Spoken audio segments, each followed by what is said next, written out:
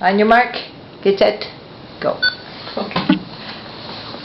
All right. You skipped Doug, baby Doug. Oh, I hadn't skipped him. I hadn't got to him yet.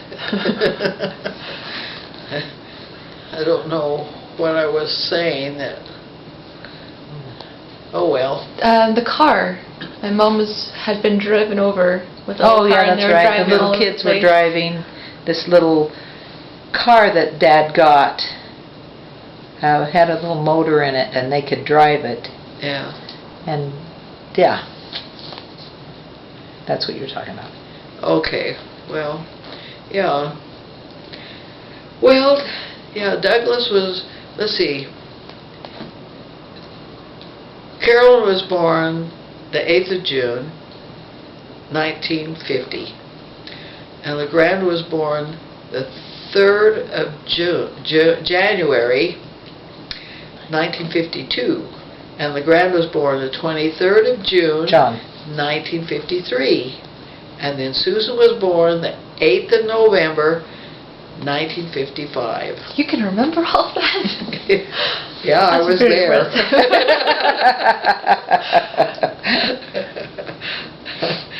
And then Douglas came along, and he was born February 6th, 1958. So I had the first three babies were just 18 months apart, and then it was just a little bit longer for Susan. She went from June of 53 to November of 55, a little over 2 years. And then Douglas was born a little bit under 2 years, because he was born in February of 58.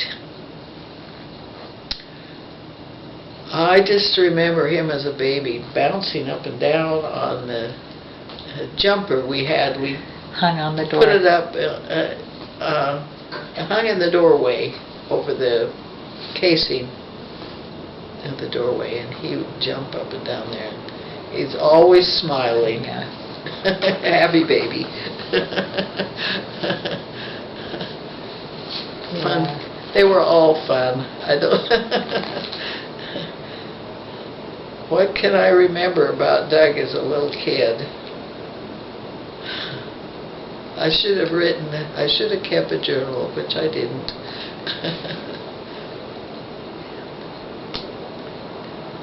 He was full of curiosity, wasn't he? Yeah.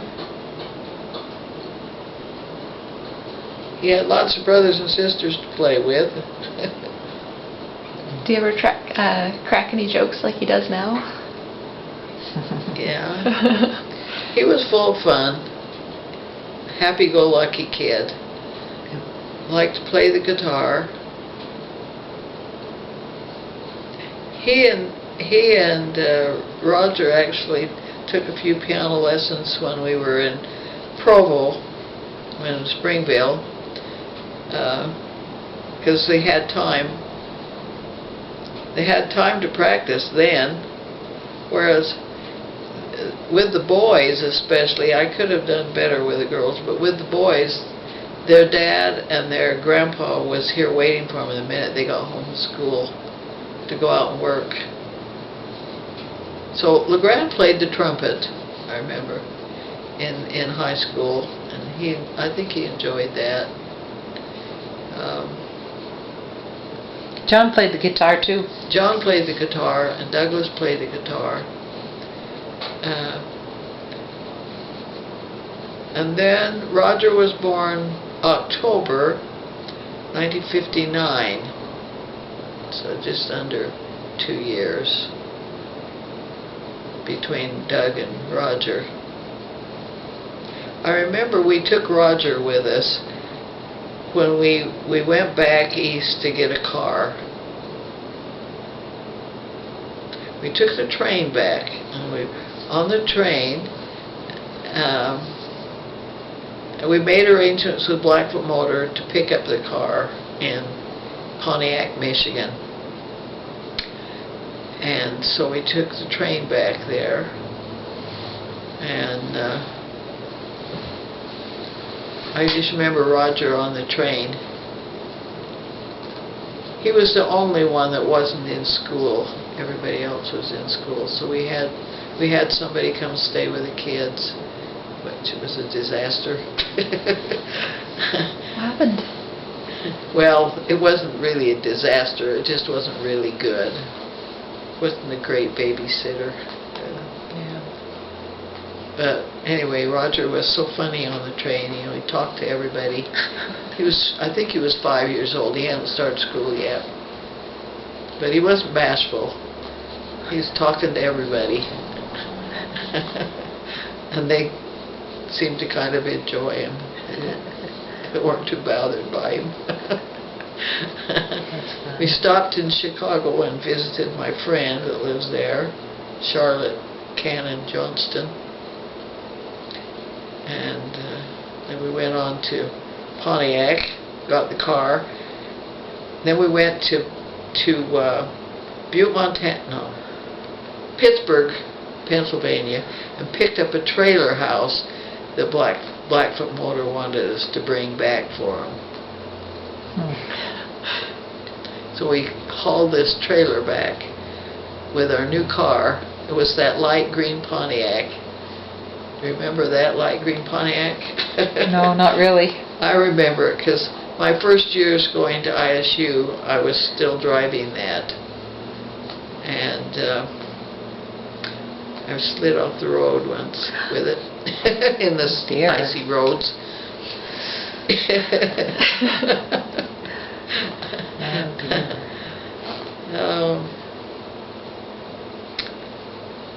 And then you had Bill. Yeah. Well, by the time I got Roger out of diapers, when he was about 3 years old, I decided I probably wasn't going to have any more kids. And I thought, now's the time I want to do something for myself. Besides changing diapers, I don't do that anymore, so I was looking for a voice teacher. And I heard that Don Watts was teaching here in town, and he was having a recital with his students, so I thought I'll go listen, see what his students are doing, see if I might want to take lessons. And I was quite impressed with his students, so I decided to start taking lessons from him. And I had studied voice from Margaret Barclay Woodward and from Rex Eaton in Pocatello. I think I'd had several teachers. But yeah, when my first year at BYU, before I got married, I studied with Florence Jefferson Madsen, and she was quite well known at the time as being on the general board of the Relief Society. They used to have music people on all the boards, and she was a fine musician, wrote music, and anyway, when I started taking lessons from Don Watt, he really encouraged me. He thought I had a good voice and was impressed with what I could do. And so after I'd taken lessons from him for about a year, he said, "You should do a recital by yourself." So I did. I did a recital and did lots of operatic things and art songs and things that I'd never dreamed that I'd be able to do, because he encouraged me and told me I could do it, so I believed him. He must know. We actually recorded that recital, but I think it's on a tape. I don't know if you could even, a large tape, you know, it's not like a cassette, it's very big. I think we still have it somewhere. I don't know what you'd ever play it on, but Yeah. What jobs have you had? And then Bill came along. Oh, Bill. Don't forget Bill. 6 years after Roger, Bill showed up. Oh, diapers again, I said. Oh, I wanted a girl so bad. I wanted a girl too, and I was pretty sure it was going to be a girl, because I had a girl and 2 boys, and a girl and 2 boys. It was time It's for time. a girl. And when he was born, everybody thought I was really disappointed because it was a girl. It wasn't a girl, but I wasn't disappointed. It was surprised because I thought I was going to have a girl. I was disappointed. I've never been disappointed since. No. He's been a joy. You had put him on this bed in your bedroom, and I was so sad that it wasn't a girl. And I remember walking in there, and he was laying in the middle of the bed by himself, just this newborn, on a blanket. And I stood over him for just less than 30 seconds. And it was okay that it wasn't a girl. But up to that moment, I was so sad that it wasn't a girl. But when I saw him, and he was just, how babies are, laying there on his little blanket, it was okay. I forgave him.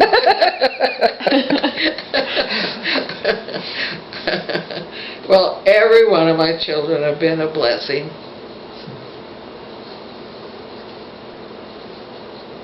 Wouldn't trade any of them. You didn't spend much time talking about Dad, and so I would love you to just tell everything and anything you want about Dad, because we only know our little memories, and you Yeah. have much more memory than we do. Yeah. Well, he sure was a hard worker. And he loved mechanical things. Grandma Jenny said when he was just a little kid, he'd hear a car go by on the road, and he could tell you what kind of car it was, and if there was something wrong with it, he could tell you what was wrong by listening to it. That was where his interest was, in mechanics. He never really was a farmer. That wasn't his interest. And yet, as a little boy, he was so good to do whatever Grandpa Williams wanted him to do, herd sheep, whatever. He did it the best that he could, even if he hated it. Because he was a hard worker. He was a hard worker. And one time he was up in the sheep camp in the hills, and he went into the sheep camp and he said, "This place is filthy." He washed the bedding, cleaned up the sheep camp. He liked things to be clean. And I don't think he was. Well, he enjoyed working for Grandpa, and that he enjoyed he was responsible for the machinery, and he was good at it, and he liked to do it. But it was hard working for his father, because, came a point where he would like to have done things his way, but he had to do it Grandpa's way, and it was hard. But he stuck with it and did the best he could. Yeah. And Grandpa meant well. I don't want to say anything against him, because he meant well, and he was generous and good to all of us. Wonderful. But he liked things done his way. But he did like things done his way, and they weren't always the best way. But let's see, what can I tell you? Well, I know he had a shop out back. Yes, he had the machine shop? shop out Uh-huh. there to do the machinery, and he liked to work on old cars and fix them up.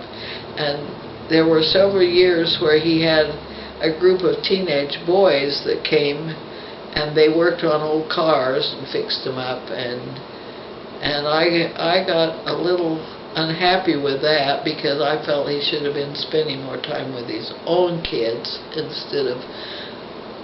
But he was really enjoying what he was doing. And Well, these were older boys. these That's were older probably- yeah. boys, and our kids were littler.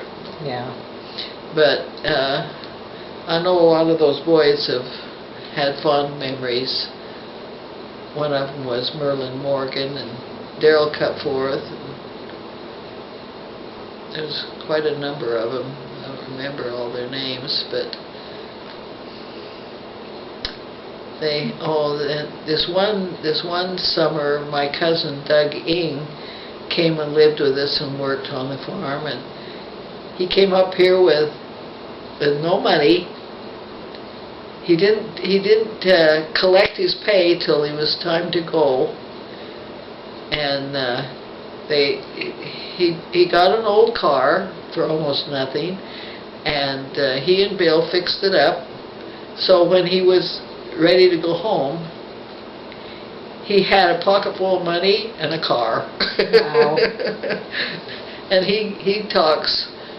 He was really fond of Bill and enjoyed being with him and working. And it's been we've had a special relationship since then, because we got kind of close, you know. And Oh, sure. As a child, I remember seeing a race car trophy, and I never knew. I knew what? Dad was race car trophy, Oh yeah. and I don't know how Dad got that. Well, he worked with a guy that was racing, and he did the mechanical work for him. One time, he drove the car, Oh. but he wasn't as good at driving them as he was at the mechanical. Yeah. But he won something, obviously, or he wouldn't have a trophy. Yeah, I don't know. I didn't remember that he won anything. Well, he had a trophy anyway. I remember the trophy as a Uh-huh. child. Yeah, yeah.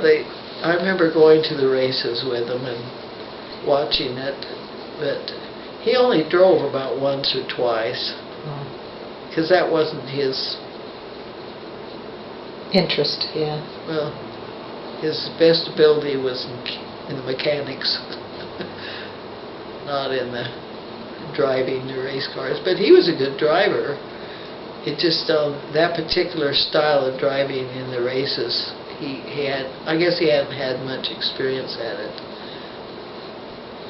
Well, he was a very personable person, wasn't he? I mean, he just socially got along Oh with yes, lots of he people. got along with everybody. Yeah, he was when he first got home from his mission. They asked him to be the stake Sunday school superintendent, and he was. And Don Bingham was one of his counselors. Don't remember who the other one was.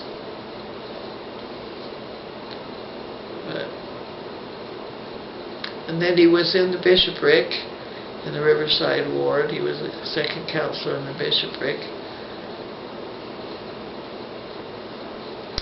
And then he just worked with the young people a lot. He liked to teach Sunday school classes and things like that.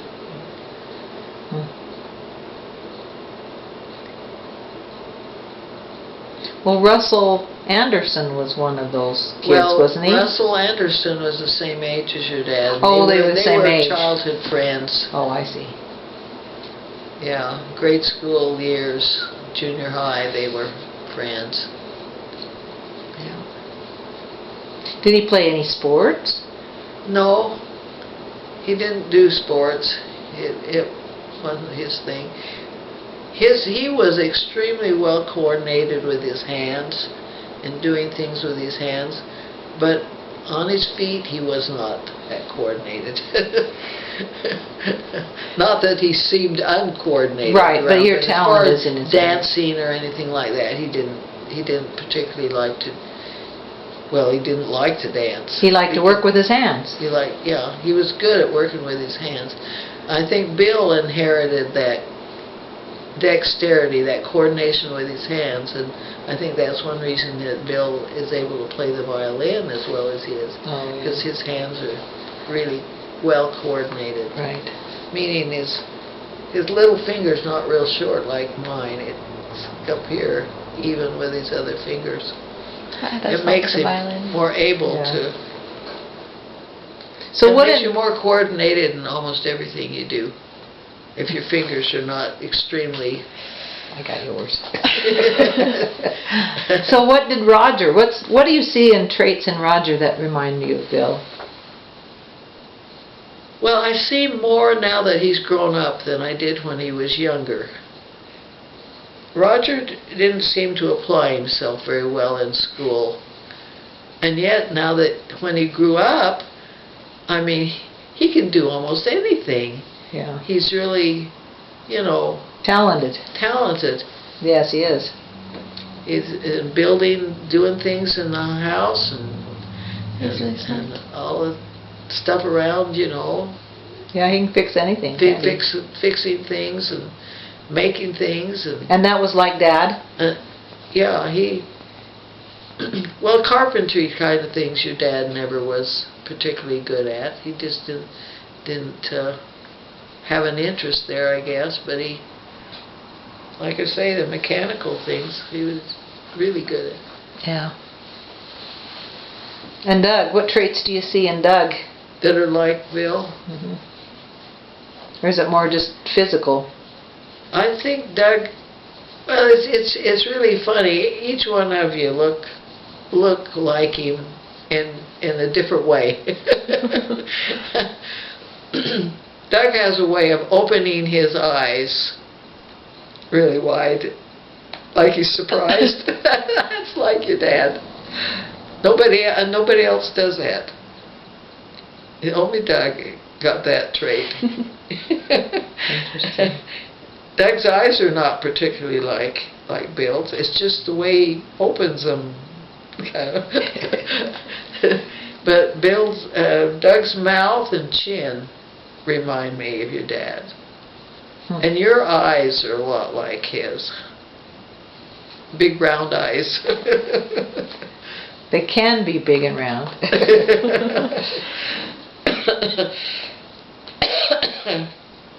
Grand looks a lot like him, I think, in some ways.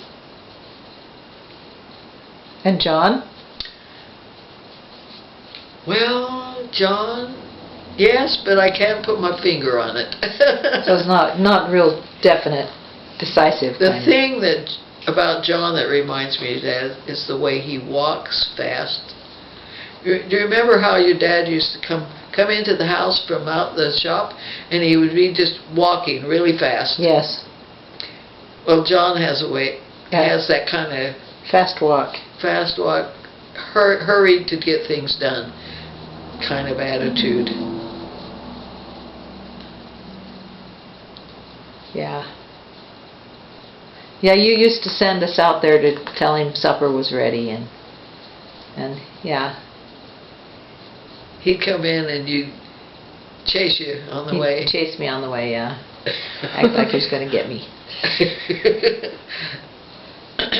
He had a way of walking fast.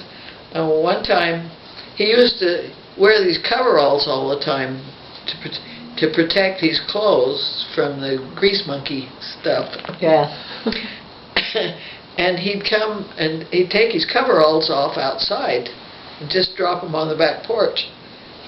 And this one day, I went to pick them up to take them in and wash them, and the water snake went scooting out from under them. I threw them in the air and screamed.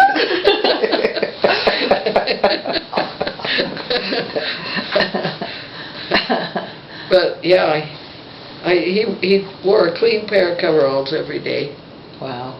That was because of you. No, that was because he wanted to be clean. I know, but you had to wash them. I had to wash him, but He liked to start the day clean, didn't he? yeah, he liked to start the day clean. I remember you telling me because he was welding, that you were always taking him in to get little pieces of metal out of his eyes because he would get Well, metal. not always. No, I didn't One mean always, time. but lots of times. One time that I remember that he got, but he wore protective things on his eyes, but I don't know how that happened. But you took him in and they had to take the metal out. Uh-huh. Oh. Yeah. And then he,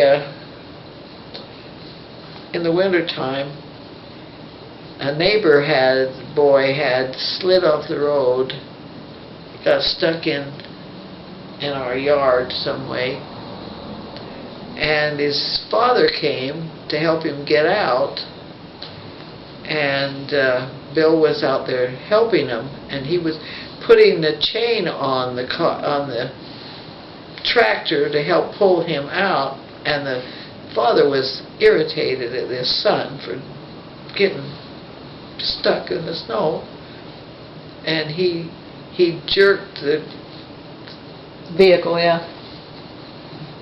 while he was still putting the chain on, he jerked it forward, and it took the end of Bill's thumb off. Ow. That was pretty bad, and especially since he worked with his hands, and that was. But you know, it never did really slow him down, except during the healing time. But he had to have a couple of different operations on that. The first time they grafted skin from his thigh and put it on the end there to cover the end. That was not good because he had no feeling in it. Couldn't tell when it was hot or cold or injured or anything, could he? Yeah. So they went in later, a doctor in Salt Lake. I'm trying to remember how he did. He took a nerve from this fourth finger and brought it around and put it up there so he had feeling in it. Whoa. But it felt like this finger. At least he felt it. Yeah, but he had feeling in it. And that helped. That helped. It was much better. It's too bad that father got so impatient. Yeah. I bet he felt terrible though Yeah, when he did. when He he felt realized bad. what he did. You don't remember who it was, do you? Yeah, I just didn't want to say. Oh, then don't say. Yeah. Yeah. As a child, I was aware of his finger being injured. I just didn't know the story really well. Uh-huh. Did he have any other injuries that are? No. Grandpa had some interesting Yeah. ones. Yes, I've heard a few of those. Accident I don't prone. think I can retell them well enough to go into that. He was a pretty careful driver. Were we talking about Bill or Grandpa? Your dad. No, Grandpa was not careful.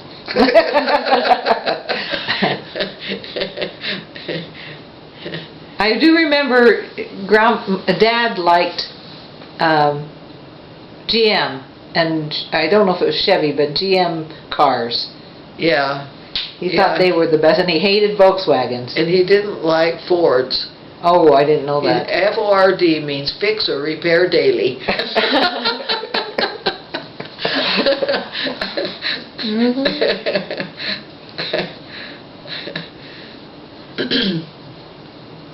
So you guys talk about some of the trips. You said you went out and picked up a car in Michigan. Did you take any other trips together? Well, we went to Yellowstone every summer. That was mainly what we did. We went to Disneyland one year. I'm trying to think. That was before you were born. Yeah, it was, because I've never been to Disneyland. I think I was pregnant with you. But I do remember you took a trip up to Vancouver. Yeah, we went to the World's Fair in Seattle. And you were about 2 years old. Yeah. Yeah. So you went to Vancouver, and you went to Disneyland, and you went out east. And you went to Yellowstone. Oh, we took a trip with Grandpa and Grandma.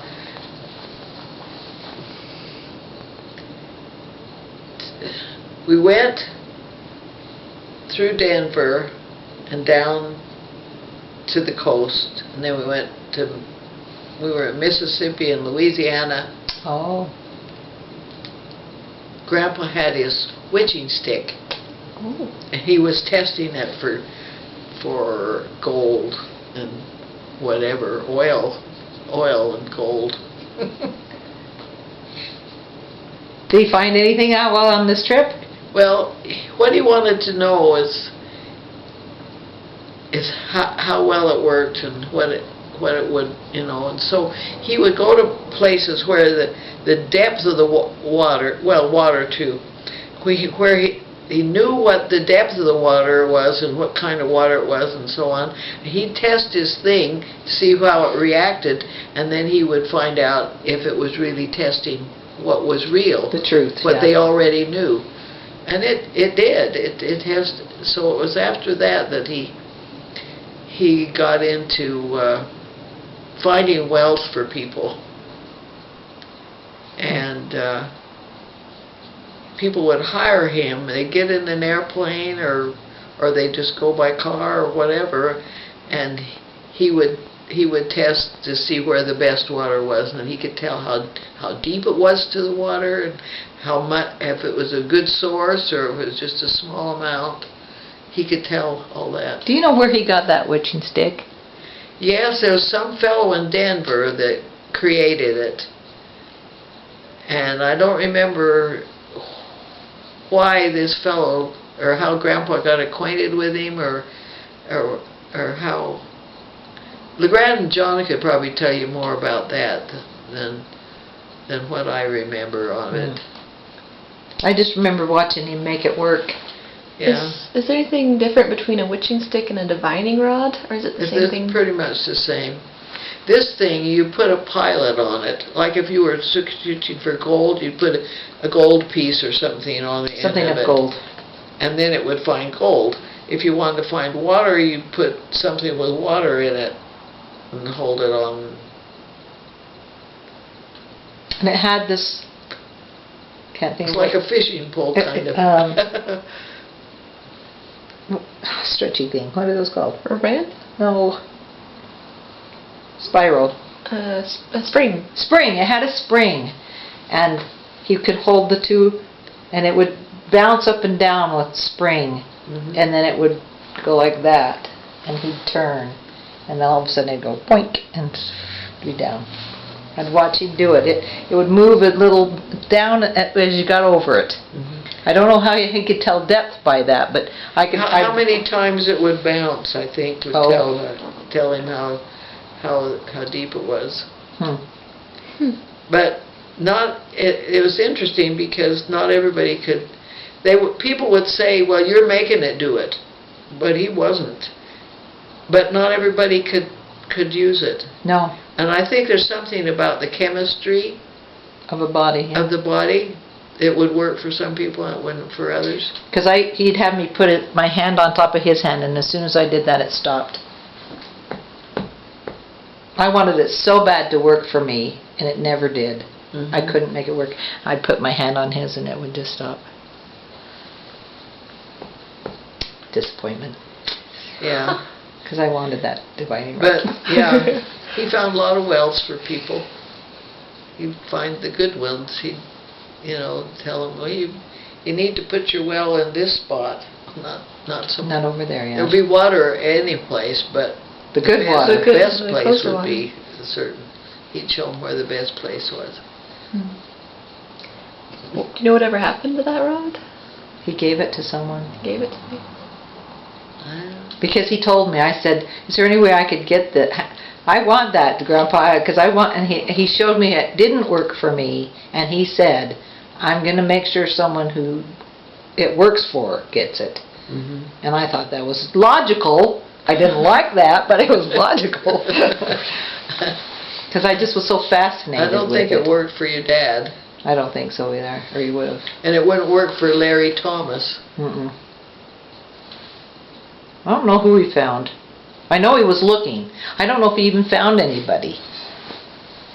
I never saw, after he passed away in 78, I never saw it again. Grandma either put it away or it was gone already. So I have another question. So, Bill's parents lived here. Where were your parents this whole time? Where was I? Where did they live? Where were your parents at? Grandma and Grandpa Williams were here. Where's Grandma and Grandpa Robertson living this time? At this time? They were living in Blackfoot on Fisher Avenue. My dad, I told you about him having this 80 acres. Mhm. When they first came to Blackfoot, they bought this house from the lady that sold them the farm, and it was on Shillings Avenue. The old Peter G. Johnston family. Peter G. Johnston was a well-known man in the community, and he built this house on Shillings Avenue, and he owned the farm. And my dad worked for him when he was a young boy, because my dad was born up here at Wapello. So my dad knew this farm. He'd worked on it when he was just a young boy. Then my Uncle Clifford ran the farm at the time that Mr. Johnston died, and when Mrs. Johnston sold the farm, Daddy bought the house too on Shillings Avenue. Then he decided, even though it was just a few blocks away, he decided he wanted to live on the farm and be down there where he could see things that were happening and take care of it, rather than being in town and having to go back and forth. So he sold the house, and this was during the war. It's hard to get materials. So my dad, there was a big barn on the property there in town. And my dad, when he sold the house, he told him he wanted to keep the barn. So he tore it down. He took the loft floor and used that for the main floor of the house, where they built the house on Fisher Avenue. Only it's not right. It was kind of in the middle of the farm at that time. It wasn't right on Fisher. That's how resourceful my dad was. And conservative. Saved all the bolts and everything. And then he pretty much built the house himself. He did hire a carpenter to do some things, but yeah, he built that house, and that's where we were living when I met my husband.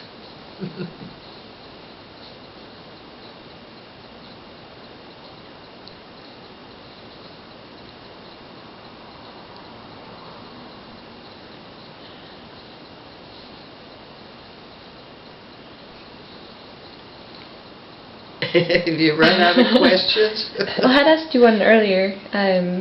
What jobs have you had? What jobs? Oh, let's see. I used to do a lot of babysitting when I was in Ogden. And there was one neighbor lady that I took care. She had 2 little girls, and I took care of them all one summer when she worked in town. Every day I just went there and took care of them all day while she was at work. And then I got a job at it was called the Cobble Cottage, and it was a catering place. This lady fixed dinners for clubs and stuff like that. She catered to groups. And her name was Mrs. DeRue. Her husband, they were from Italy, and he spoke really broken English. I just remember him saying, D-E-R-U, that's me, not you. Funny little man. Sometimes I couldn't understand what he was saying. But I would go there early enough before the dinner that she was fixing that I could help her set the tables and get get the tables ready and just help whatever she needed. And then I'd have to help clean up afterwards. And I'd serve the food. You know, they would order a specific meal, and then you just take a plate at a time out and serve the people. And I got pretty good tips working there. And I was only 14 when I came to Idaho, so I worked there till I started when I was about 12, which is pretty young. But the reason I got that job is that the daughter to this lady worked at Utah Power and Light, where my Aunt Helen worked. And this daughter was telling Aunt Helen that her parents were having a hard time getting people to serve and to help them. And she said, "Well, I have this niece. I know she'd just be great for you." So And you were great for him. I was pretty young, but I ride my bicycle, and it was, we lived on 17th, this was about on 12th Street, Oh. several blocks away. I'd ride on my bicycle, and in the summertime, it was light when I would go there, but it was dark when I came home. It's kind of scary. Nowadays, I wouldn't let a daughter do that, but I guess it wasn't that Wasn't the bad same. then. Not Yeah. like it is now anyway. It wasn't safe then either, but it wasn't as bad as now. Hmm. But that was kind of an interesting job, and I quite enjoyed it. I liked the money. I really liked the money. Making good money at 12, that's not bad. Then, when we came to Blackfoot, I'm not sure when I started. I worked at C.C. Anderson's department store.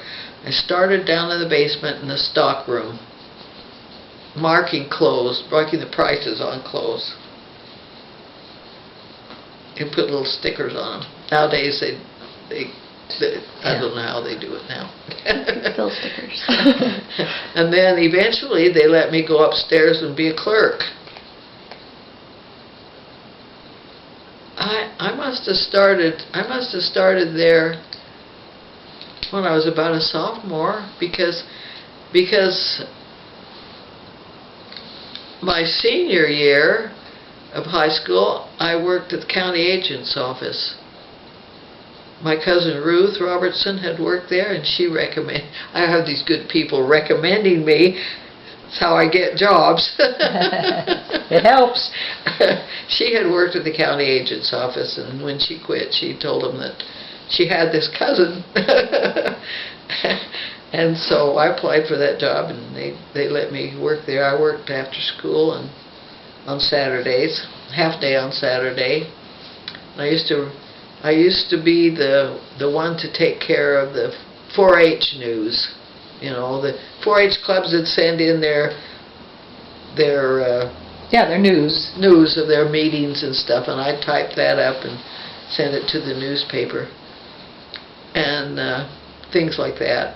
And I wasn't the main secretary. I didn't have to take care of the accounts or anything like that. I just did mostly typing. Yeah. On a typewriter? Yeah. I worked there. I was working there the summer after I graduated from high school, and then I went to BYU for a year, and when I came back the next year, I was kind of looking for a job, and I thought, oh, they won't want me back. I wasn't that good. But they called me and asked me if I'd come back, which I was really surprised. I thought, oh, they won't want me. Wow, that's good. He asked me to come back, and so I did, and I was working there when I got married, but I quit when I got married. Yeah. I guess I could have kept working, but I just Didn't want to. didn't want to. I just wanted to be a little housewife.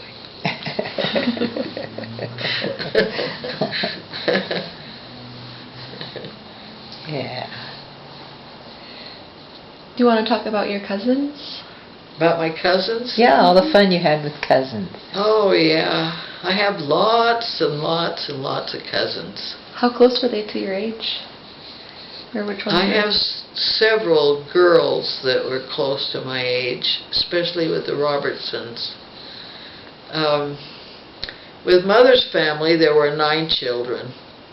She had 8 brothers and sisters. There were six girls and 3 boys in that family. I have quite a few cousins in that family, but we didn't do a lot of things together. I remember having Thanksgiving with my Aunt Zina. I remember Aunt Edith was awfully good to me. I remember that she gave me a surprise birthday party one time. Invited my friends, and she lived way up on the hill in Ogden, away from us. We had to take a bus to get there. It wasn't that much of a surprise because you just had to let it out to get there. To get them there and me too. I mean, they wouldn't know where to go if I didn't tell them. Anyway, she gave me a birthday party. Yeah, they were really good to me. I didn't have anybody that was really my age in that family. But in my dad's family, we got together a lot, especially the families that were there in Ogden. There was, or in Salt Lake and around in that area, Utah. Uncle Victor had a daughter, Sharon, and she and I were just 3 weeks apart in age. There was Uncle Cecil's daughters, that they lived in Idaho Falls, but they came down quite a bit, and they had 2 daughters that were close to my age. What were their names? Beverly and Idonna. And then there was Aunt Verna. She was my dad's oldest sister, and she had a big family. She had 11 children, 10 living at that time. And she had a daughter just a little bit younger than me, Shirley Davis. And then Aunt Vera had a daughter my age, Claudia, but they always lived in California, so we weren't, we didn't know them that well. Knew they were there, but we didn't get together with them as much. Trying to think. Oh, Uncle Clifford. Ruth and Norma were older than me, but I always felt kind of close to them because they were so sweet and good to me. I just thought they were the best people ever. Still do.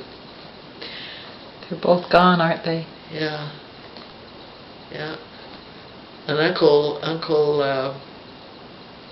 Gerald just had boys. There were a lot of boys James's age. Uncle Gerald's boys, they were 4 of them, and they were twins, Dale and Wayne. And then in the Davises, there were Russell and Paul and Sterling, and they were all close to James's age. So getting together with cousins was It was, wonderful. and Uncle Victor's family, I told you about Sharon being so close to my age, but she had brothers that were James's age. It was just wonderful when we got together. You just so much love, and you just had such good times. And we still have reunions with you were there. I went one time. It is a sweet feeling. So what memories do you have of your grandparents? Any of them? Do you have any memories of grandparents? Yes, and I have a video that Uncle Victor's son Don put together of his dad. Uncle Victor took a lot of 8mm pictures of family reunions and stuff. Mhm. And he put some of those together for one of our ruins. I have it. You could play it. It's on a VHS? Yes. And there's a video in there of my Grandma Robertson out picking some tulips in That's her. Sarah Elida, isn't it? Elida. My Grandma Robertson was, as long as I could remember, she was always kind of sickly. Really, really thin. She would sit with her legs crossed and she could Hold them around. She was so thin, and she was little. I remember, I'm not sure how old I was, but I was just in grade school, and I weighed 80 pounds, and that's what she weighed. And I Oh. weighed the same as I remember weighing the same as my grandma, and it was only 80 pounds. She's tiny.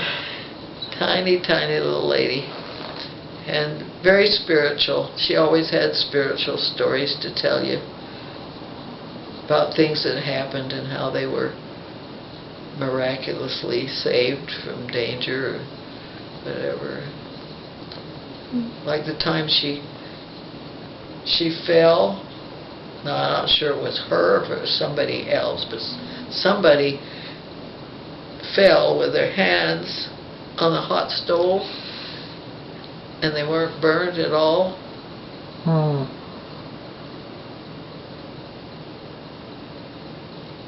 I mean, it's like somebody had picked them up and lifted them, Saved him. Yeah. saved them from that. Do you know any other stories that she Oh. told you? Oh, she. Were you there to that reunion where Don? He had. Well, it was Aunt Verna. It wasn't Don. It was Aunt Verna's son, Paul, that put together stories that his mother had told about her mother. I used to have that, and that's really. Now, is that written or it's a video? It's written. I want to get typewritten. my hands on that. But she had some interesting stories. They moved up here to Wapello, and the church wasn't very popular here at that time. In fact, there were a lot of anti-Mormons. And besides that, there was the mental hospital. And if you just go out from the mental hospital north, you just come out to Wapello where they lived. They had people escape from the mental hospital and they'd end up North. scaring her to death. And they still had Indians that would come and want food, things like that. So she had some rather interesting experiences. Hard life they lived back in those days. They had to cut their wood. They used sagebrush and the cedars, that grow out on the lavas, that kind of stuff. That's what they used for firewood to keep them warm in the winter. Is this about 1880 time? Or? My dad was born in 1898. Okay, so it's much later. It was in the 1890s, 1880s, 1890s, Uh-huh. wasn't it? But they probably didn't move up here to Wapello in 1880. It would have been in the 90s, right? Or was it in the 80s? 1890, probably around the 1890s when they came up. But she was determined that her kids would get an education, so when the older ones got a little bit older, she moved into town so they could go to school.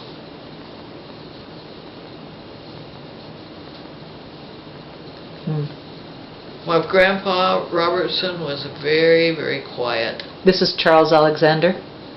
Very quiet. And she was quite talkative. I just remember him sitting in his big chair, and my dad and his brothers would be sitting around. They'd be talking gospel Politics. or politics or something. Or something. And Grandpa'd be sitting there. He'd just kind of tap his fingers on the chair like this, and he'd just kind of have a smile on his face, listening to their conversations. He'd just sit there and kind of tap his fingers. Quiet. Very, very quiet. Interesting. Did you ever meet your great-grandparents? No. My great-grandparents were the pioneers across the plains. All of them.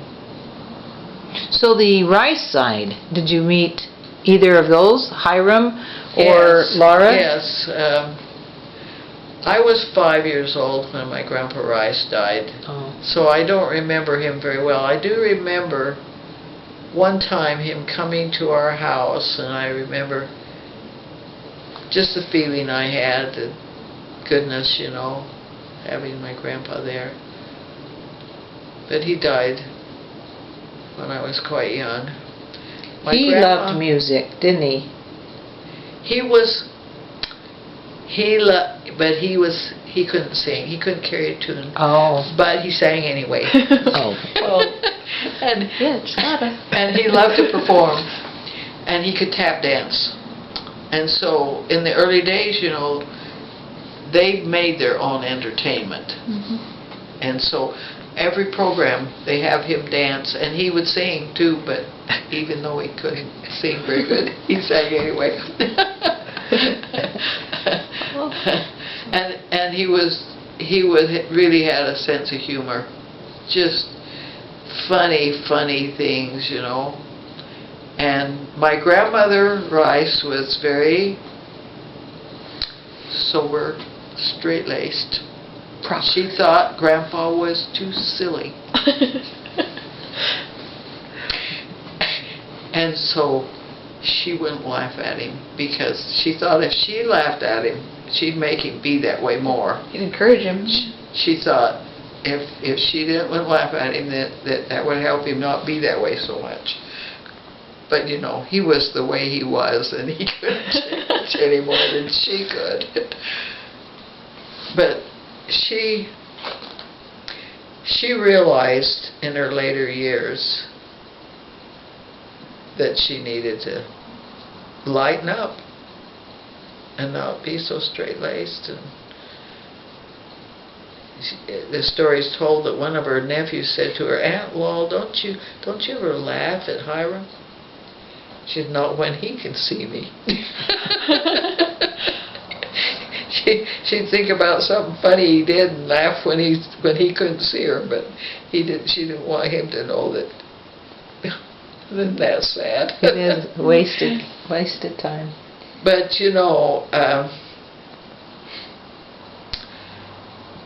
my grandfather, when he was a young man, he had to work wherever he could work to make his living. Now we're And talking about Grandpa Hiram? Rice, Hiram. Oh, okay. And he worked with some railroad people for some time when he's youth. And he got to swearing. And that was a habit that was hard for him to change. I mean, not bad words, but damn and hell. And that would come out, yeah.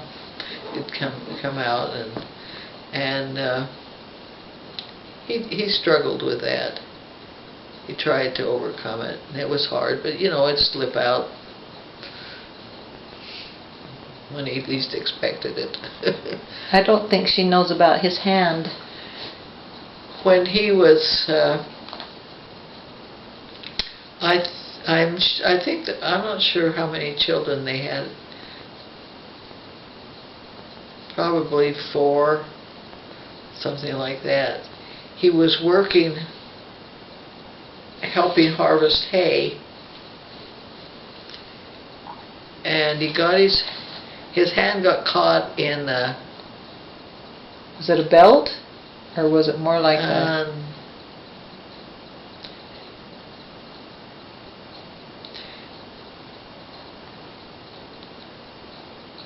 Was it a harvester of I think some what kind? or? what the machinery was, but anyway, it took his hand off. Took the thumb and right across like this. He had a stub, little finger, but the rest of the fingers were just like it went right Clean across off. like that. Took those fingers off. And I think that was before he went on his mission.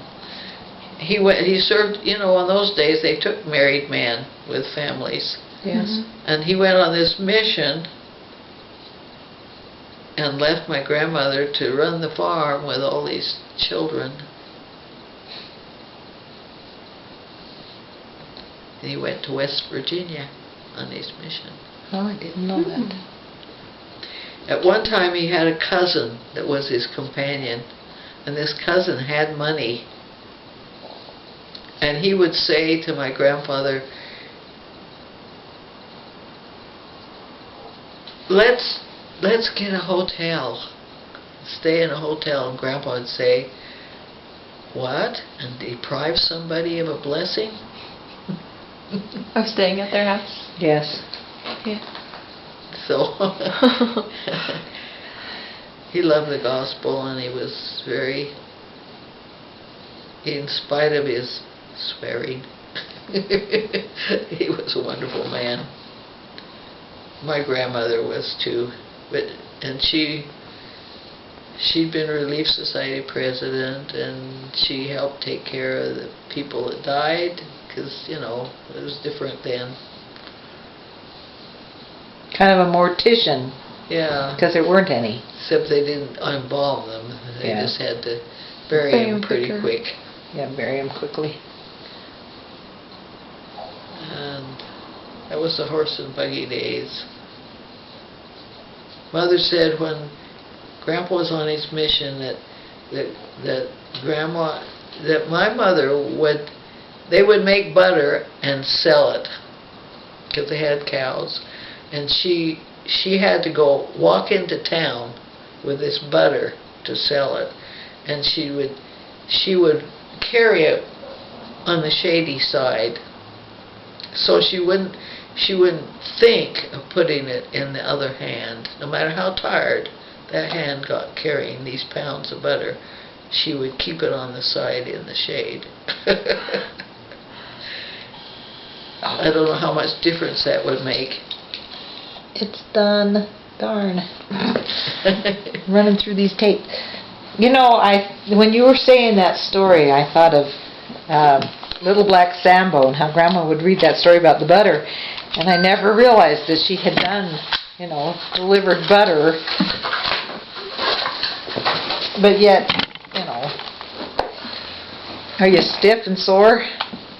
I have Got you talking. hard time with my knee when I've been sitting. Not always, but sometimes.